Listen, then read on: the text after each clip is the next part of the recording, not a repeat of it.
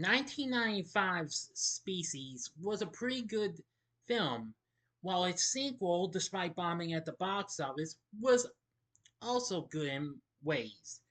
But what about the third one, which was released on TV before it came to home video? Prepare yourselves. Here's my review of Species 3. Big D's Entertainment Rankings and Reviews.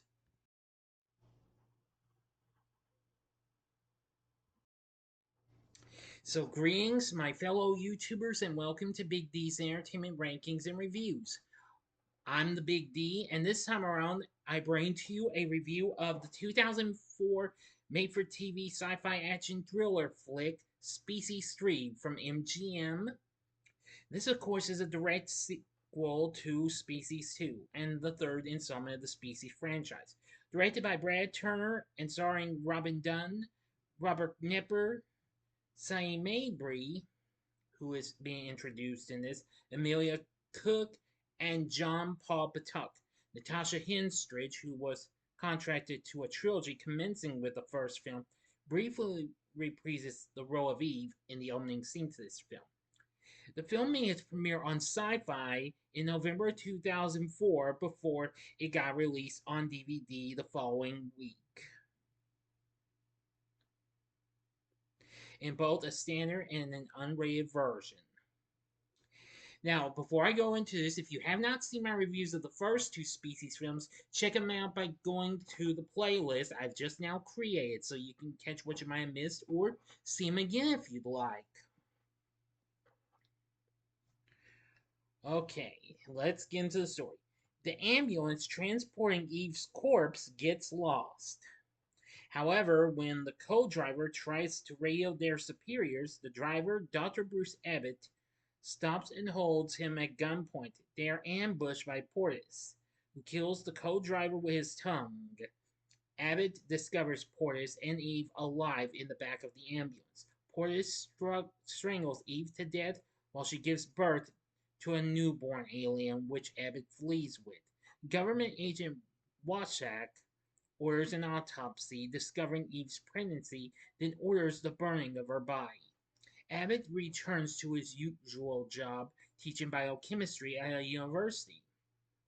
He also raises Eve's child, who grows into a young girl. Abbott names her Sarah. One night, Portis, who has dramatically aged and is critically ill, visits Abbott's office. Abbott tries to treat Portis, who demands to see Sarah and reveals that there are other half-breeds suffering from similar illnesses. He soon dies while sitting in the chair. Meanwhile, Dean, one of Abbott's students, and his funding for an experimental power plant project is in jeopardy. Abbott asks for Dean's aid in perfecting the alien DNA to save the species. In return, Abbott promises Dean a share of any funding or awards their work receives. In Abbott's absence, Sarah pupates inside a cocoon and emerges as an adult. Abbott's superior, Dr. Nicholas Turner, arrives at the house seeking Abbott and comes across Sarah. She initially tries to seduce Turner, but then rejects him. He attempts to rape Sarah, who kills him and leaves to seek a mate. Abbott returns home and sees evidence of Sarah's transformation and disposes of Turner's body. Sarah eventually connects with another half-breed, but discovers his illnesses and knocks his tooth out. Abbott and Dean later continue their experiments on Sarah. Abbott informs Dean of the government's Project Athena, which previously created Syl, and Sarah's heritage as the child of Patrick Ross infected with alien DNA from Mars and Eve, Syl's clone. The half-breed that Sarah rejected breaks into the lab, mortally wounds Abbott, and attempts to impregnate Sarah, but is killed by hydrochloric gas Abbott sprays over the lab. Dean ponders whether to continue Abbott's work until Sarah urges him to save her species.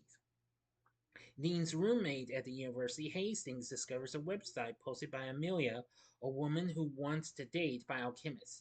After snooping through Dean's notes, he forwards them to Amelia, who agrees to meet him.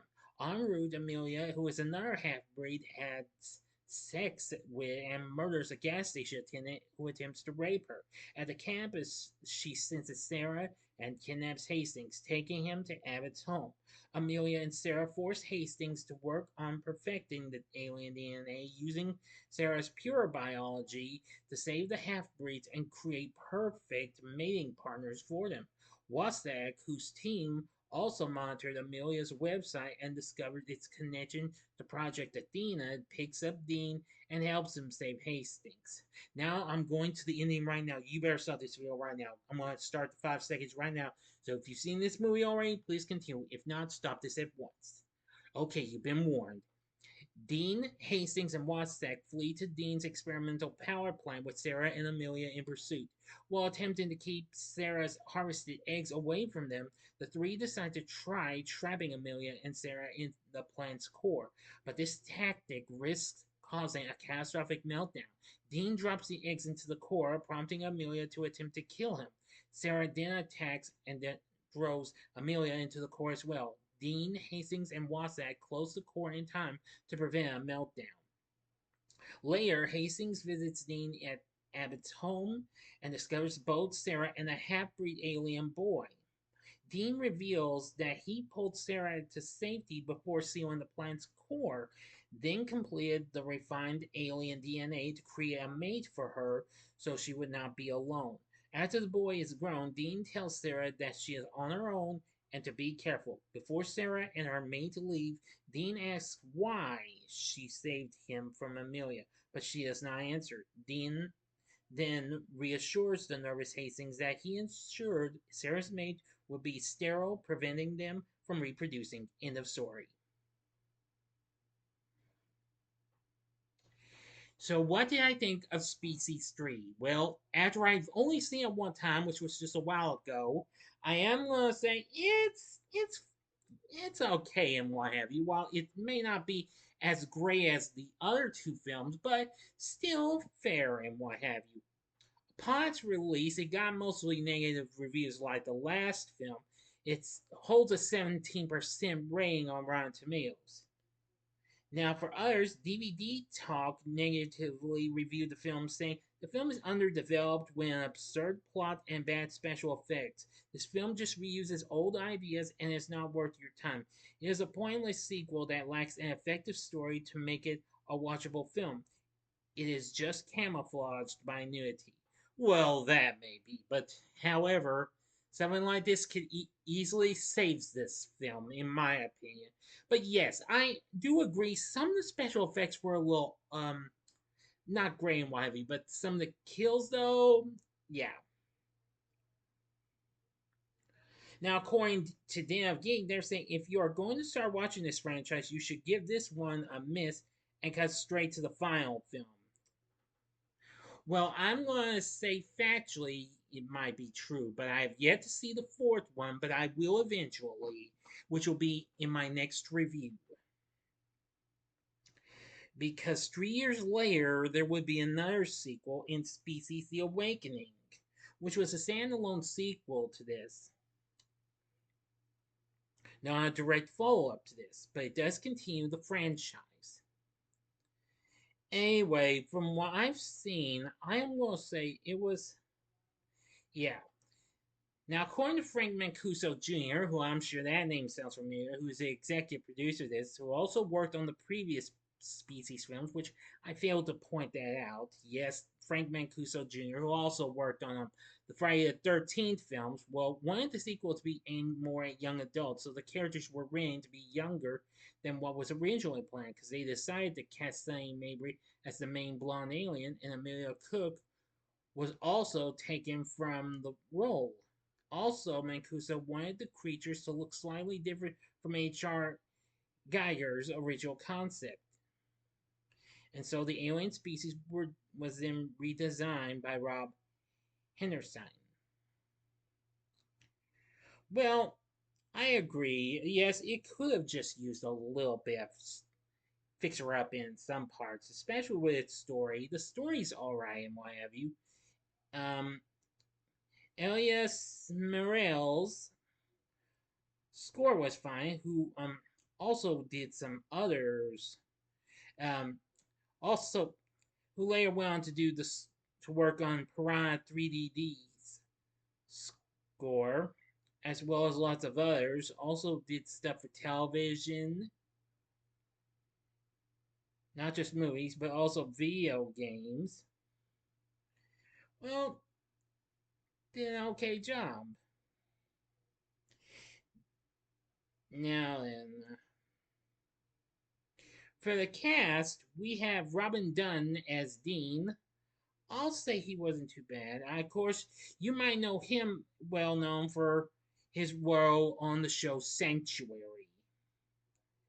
Playing Dr. Abbott is Robert Knepper, who appeared on who after this would appear on Fox's hit series Prison Break, as well as the final season of Heroes and also on iZombie. He also appeared in Hitman, Transporter 3, and Jack Reacher Never Go Back. Michael Warren played Agent Wasak. Of course, he was a former basketball star. And Christopher Neame played Dr. Turner. Oh boy, and he's been in some films. He's been Licensed to Kill, Ghostbusters 2, and several others. Now, oh yeah, and John Paul Pitoc played Hastings. Playing Amelia was Amelia Cooke. And this was also her film debut. She also went on to appear in the sci-fi action film Alien Agent and the TV series Tilt. Yeah, that's what it is. More recently, she had the last thing she did was appear in a couple episodes of the Hawaii Five-O reboot. But I gotta give credit to Mabrey for playing Sarah.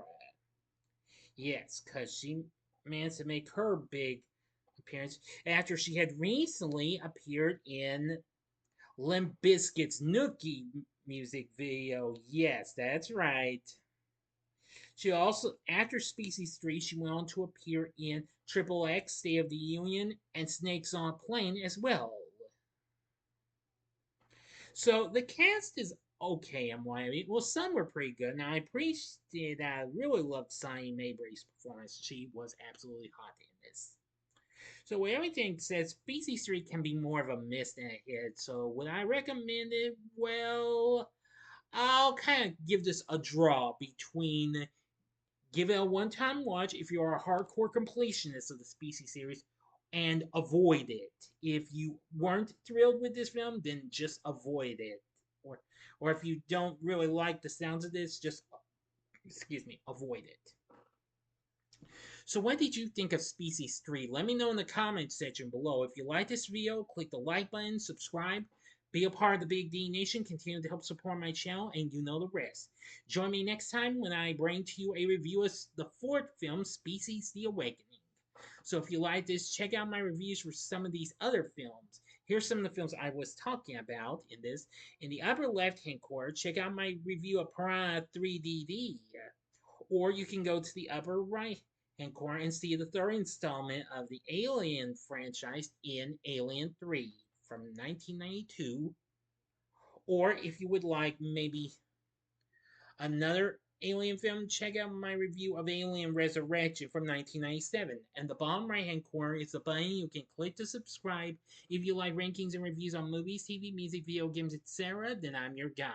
Thanks for watching. Until next time, I'm the Big D saying, see ya.